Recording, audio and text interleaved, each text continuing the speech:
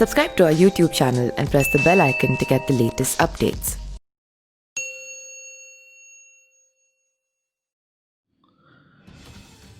गुजरात में तीनों सीटों पर हुए राज्यसभा चुनाव में से 2 सीट बीजेपी के नाम रही थी, लेकिन जिस एक सीट को जिताने के लिए बीजेपी ने एड़ी चोट का जोर लगा दिया था, उसमें बीजेपी की हार हुई थी। कांग्रेस अध्यक्ष सोनिया गांधी के राजनीतिक सलाहकार अहमद पटेल इस लड़ाई में सबसे बड़े लड़ैया साबित हुए। इस लड़ाई में सीधी टक्कर बीजेपी अध्यक्ष अमित शाह और अहमद पटेल के बीच थी। अहमद पटेल लगातार 5वीं बार राज्यसभा पहुंचे हैं। इस चुनाव में कुल 176 वोट किए गए थे, जिनमें से 2 वोट रद्द होने के बाद 174 की काउंटिंग की गई। अहमद पटेल ने 44 वोट हासिल कर जीत दर्ज की। उन्होंने बीजेपी उम्मीदवार बलवंत राजपूत को शिकस्त दी थी। अहमद पटेल कांग्रेस के बड़े राजनीतिकारों में एक से एक रहे हैं। अभी तक का उनका पूरा राजनीतिक सफर कुछ इस तरीके का रहा है। अहमद पटेल 1977 में 26 साल की उम्र में भरूच से लोकसभा चुनाव जीतकर तब के सबसे युवा सांसद बने थे। वो 1993 से राज्यसभा सदस्य हैं। अहमद पर्दे के पीछे की राजनीति में भरोसा करते रहे हैं, इसलिए कभी भी सामने आकर राजनीति नहीं करते हैं।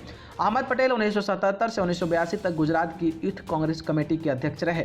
सितंबर 1983 से दिसंबर 1984 तक वो ऑल इंडिया कांग्रेस कमेटी के ज्वाइंट सेक्रेटरी भी रहे। 1985 में जनवरी से सितंबर तक वो प्रधानमंत्री राजीव गांधी के संसदीय सचिव भी रहे हैं। अहमद पटेल सितंबर 1985 से जनवरी 1986 तक Patel all India committee Congress के जनरल सेक्रेटरी रहे हैं। जनवरी 1986 में गुजरात कांग्रेस के अध्यक्ष बने और अक्टूबर 1988 तक इस पद पर बने रहे।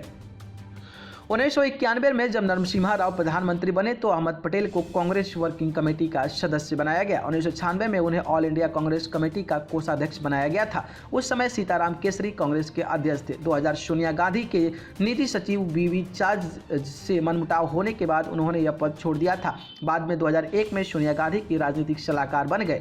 पटेल को 2004 व 2009 के लोकसभा चुनाव में यूपीए को जीत दिलाने का अहम रणनीतिकार माना जाता है। मनमोहन सिंह की सरकार के कई अहम फैसलों में निर्णायक भूमिका निभाते थे। बीजेपी अध्यक्ष अमित शाह व अहमद पटेल के बीच पुरानी अदावत है। माना जाता है कि तत्कालीन शपरंग सरकार ने पटेल के इशारे पर शाह को इस मामले में घेरा था। जानकारों का कहना है कि गुजरात में पटेलों की बीजेपी के खिलाफ लाने पर अहमद की खास भूमिका रही है। अहमद पटेल व अहसान जाफरी के बाद गुजरात के ऐसे दूसरे मुस्लिम नेता हैं जो लोकसभा के लिए राज्य से चुने गए थे। मीडिया से आमतौर पर दूर रहने वाले पटेल यूपीए सरकार के दौरान कांग्रेस के दूसरे नंबर व सबसे शक्तिशाली नेता माने जाते थे। न्यूज़ रूम से न्यूज़ लाइव की रिपोर्ट।